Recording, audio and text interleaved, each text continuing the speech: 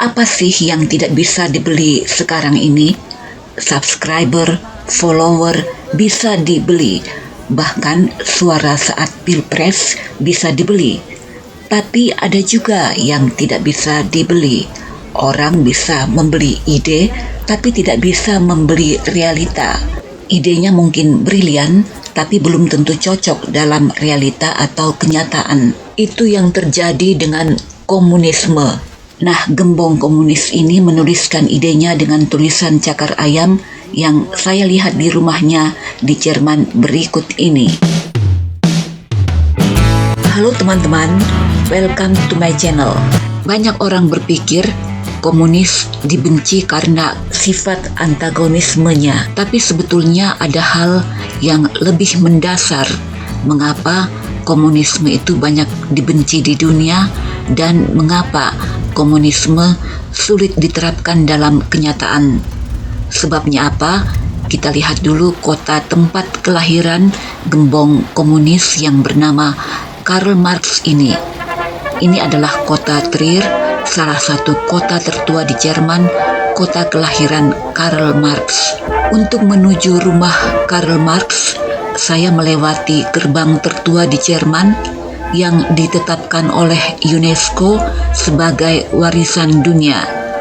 Usia gerbang kota ini lebih dari 1800 tahun, dibangun ketika Jerman masih di bawah penjajahan bangsa Romawi. Nah, sekarang saya sudah berada di rumah kelahiran Karl Marx yang sudah menjadi museum yang menyimpan karya-karyanya. Hasil pemikiran Karl Marx yang paling terkenal tertuang dalam buku Manifesto Komunis ditulis bersama Friedrich Engels yang diterjemahkan ke dalam berbagai bahasa. Di Indonesia, buku Manifesto Komunis mulai dibaca dalam terjemahan bahasa Indonesia pada tahun 1924 yang terus direvisi hingga tahun 1948. Buku Manifesto Komunis dan buku Das Kapital karya Karl Marx dinyatakan oleh UNESCO sebagai dokumen warisan dunia.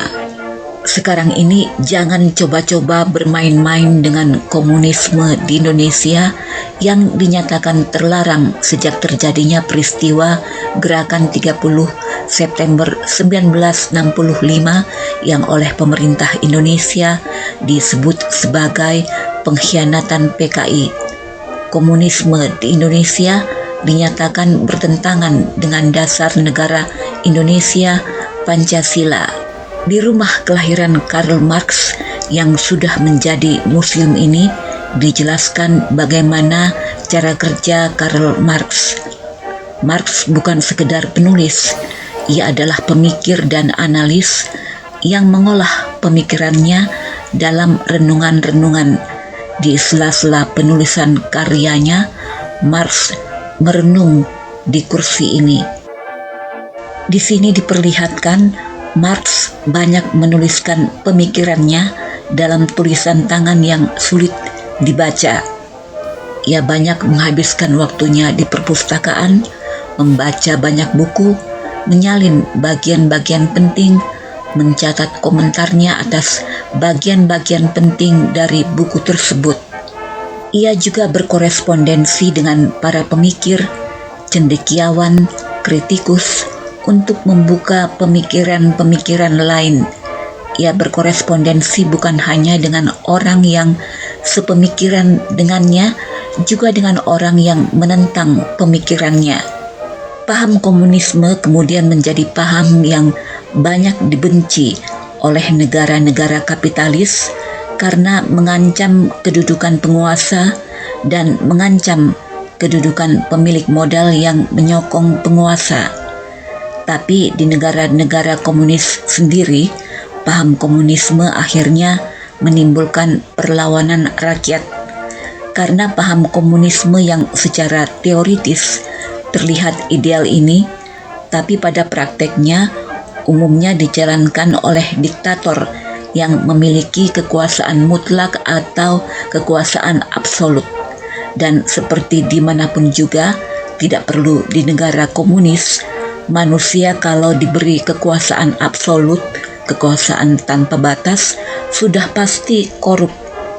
Ada kalimat, kekuasaan itu cenderung korup dan kekuasaan absolut sudah pasti korup. Pemikiran Karl Marx dalam komunisme pada dasarnya menentang sistem kapitalisme, yaitu sistem yang memungkinkan pemilik modal yang juga pemilik alat produksi dapat memperoleh keuntungan dan menjadi kaya.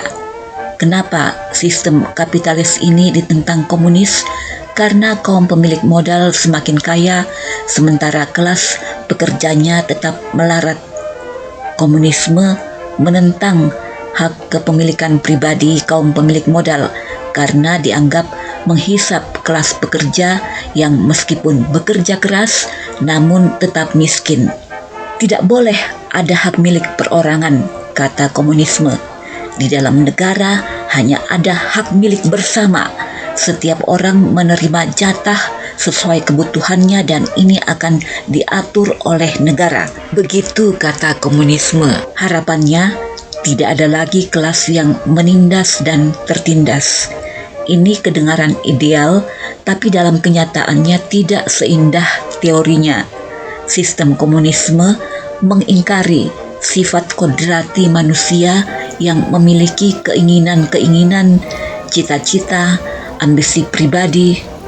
Sistem komunisme yang ingin mengatur hak kepemilikan bersama dalam bernegara sulit diwujudkan dalam realita karena negara diatur oleh manusia-manusia yang memiliki kekuasaan untuk berlaku curang dan korup. Sehingga ada kalimat yang mengatakan kapitalisme adalah penghisapan manusia atas manusia, sedangkan komunisme adalah sebaliknya. Dengan kata lain, baik kapitalisme maupun komunisme bisa sama-sama buruk hasilnya, tergantung bagaimana manusia yang menjalankannya. Terima kasih sudah nonton video ini. Sampai jumpa di video selanjutnya.